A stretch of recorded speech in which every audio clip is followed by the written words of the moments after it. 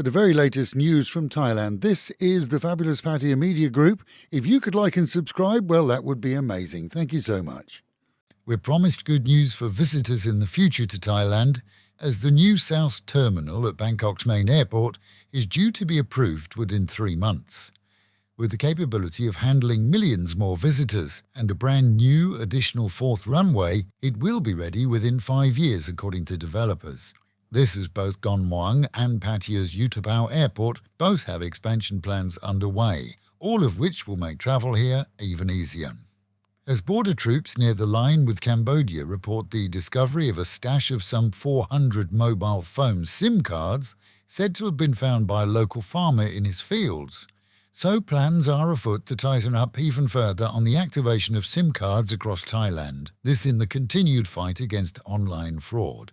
In the very near future, we can expect to have to supply facial recognition in order to register, but this will not affect cards currently in use. Yesterday, Thursday, saw a 5.4 magnitude quake off the Burmese coastline. The rumbles felt inland and even in Bangkok. With no structural damages reported or injuries, many though were scared after the events of a few months ago, when a much stronger quake caused serious damage in many parts of the country, including the capital. Despite onliners causing fake news, reality is that there was and is no chance of yesterday's quake causing any form of tsunami, according to experts. The Royal Thai Army has reported that an explosion in the border area on Wednesday, reported to them by numerous scared locals, was in fact the sound of a landmine detonating under the feet of a Cambodian soldier. Thought to have been laid before the truce, it's now become apparent that Cambodian authorities have little, if any, record of where they planted them, and to date 13 Thai soldiers have been injured, with 5 of them losing a leg in 5 landmine explosions over the past month. Construction companies are rueing the day that hundreds of thousands of Cambodians fled Thailand, under threat from their government of losing their homesteads in their own country if they stayed here.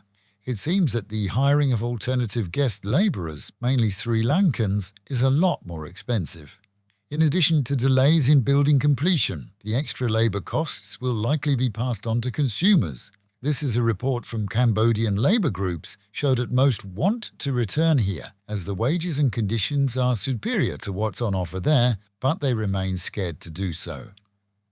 As the current Prime Minister awaits the outcome of her court hearing, promised by the end of the month, so her father, former Prime Minister Thaksin, won't have to wait so long. With 2 cases outstanding, the one regarding his rather comfortable hospital accommodation during his so-called jail time here, the other, a case regarding comments he made on global TV, will see a verdict today, Friday.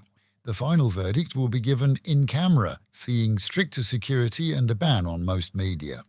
And a reminder this week that wild elephants are not as friendly as those you see in reserves and zoos.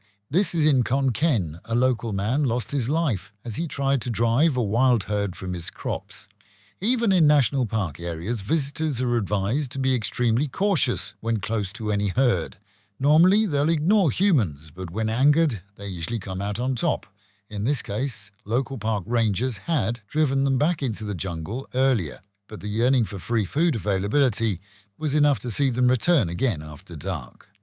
Meanwhile at home, and police are reviewing a claim by an Indian businessman that he paid close to 1 million baht deposit on an hotel that he agreed to lease from the owners, only for them to welsh on the deal. 32 rooms on a 3-year deal was the alleged promise. He's been denied access of any kind and claims that the owner is currently advertising still the rooms. Bars and clubs have been warned to be on the watch for illegal drugs and to have their own licensing paperwork in order, as a series of unexpected visits to entertainment venues continued this week. Of concern to operators is that in some cases, staff have been found to be acting as peddlers. And finally, well, the warning's out that having a few drinks is common for many here in the city that never sleeps. Driving while drunk is of course a no-no, but one Thai man took the biscuit this week, as after partying until the wee hours, he did decide to try and drive home, but fell asleep in his car whilst driving in the middle of Third Road. Police were close to breaking into the vehicle as he failed to wake despite their banging on the window. When he did wake, it was obvious that he was 3 or even 4 sheets to the wind.